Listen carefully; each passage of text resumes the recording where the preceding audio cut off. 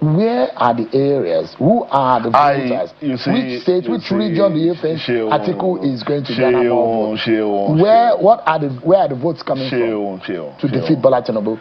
Across Nigeria, from Abia to Zamfara. Vote for Atiku. You see, what I'm telling you is that, and that's why I'm saying that the framework you are using, I said earlier that there are some people, no matter what you do, they will vote for a particular candidate. There are some people, based on their experience in the last 3 years going to 4, they will change their mind. They will say, oh, this man, I voted for him in the last election. He has betrayed me. He didn't do what I wanted him to. He betrayed the social contract. I therefore will not vote for him. This time I will vote for somebody else. And the only candidate today that is saying, I will make your life better in concrete terms, is Alhaji Atiku Abubakar. So when you talk about your Wisconsin or whatever, I don't know about your Wisconsin. But what I'm saying is that the experience of Nigerians in the last 3 years had pushed people to the extent that they are saying that anybody but President Bola Ahmed Tinubu, because they've seen what has happened. Is that the popular thing out there? Oh, you know. I mean, and that's why I'm saying the evidence is very clear. Since we came out, because before now they will say, I listen to some government people, they will say, oh, they dare not come back to say they will return subsidy. They dare not. Okay, we have said we will bring subsidy back. Then they start saying, oh, they start calculating some big trillions to show evidence why we cannot. And we say, okay, let us sit down for a debate. I'm not an economist. You have your economist. We have our economist. We have our presidential candidate. And as a matter of fact, I'm the spokesman of the ADC. Bring the spokesman of the APC. Let us debate this subsidy issue, because that is what Nigerians want to hear. All right. You have said more things outside of that. But the reason why I'm even asking about where the votes will come from, because there are those who are of the opinion that leave Bola Tinubu and any of the candidates one-on-one, he would beat anyone. Bola Tinubu versus Atiku, there are those who think it will beat him.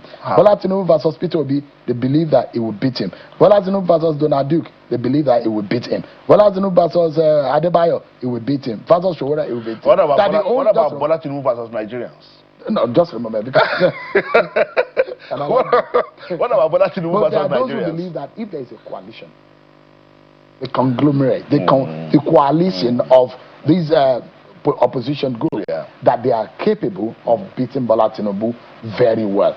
Is Atiku Abubakar and the AC considering coming together? If one major agenda is Bola Tinubu, or anyone but Bola Tinubu, if that's the agenda, is your party and Atiku Abubakar thinking about option? Okay, let me tell you something.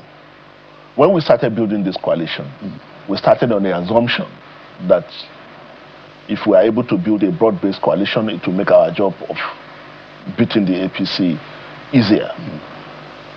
But that didn't pan out the way we expected. Now, one of the key players, leaders in the coalition have gone to the NDC, and that's His Excellency Peter Obi, and of course Governor Rabiu Musa Kwankwaso as his running mate. We are in the African Democratic Congress. So what I'm saying is that we are going to win. We don't need a coalition to win this election. The African Democratic Congress does not need a coalition to win this election. If we are able to build the kind of coalition that we started, maybe to make our job easier. But we don't need that coalition. We don't necessarily need the coalition to win the election. Really? Absolutely, we don't. Atiku can single-handedly do the job. I believe so. And that's our thinking, and that's what we are working on. And say that this is that you guys in the opposition have not learned anything from 2023. Let me tell you something. We are still having conversations among ourselves, our opposition political parties. And there are different areas. You've heard about the G100. They are mobilizing everyone, still trying to bring everybody together. But the conversation is not about how do we produce a single presidential candidate. The conversation predominantly is about what areas of cooperation is possible. For example, if we are able to develop a common protocol for election monitoring and for policing our votes, that is major. All right.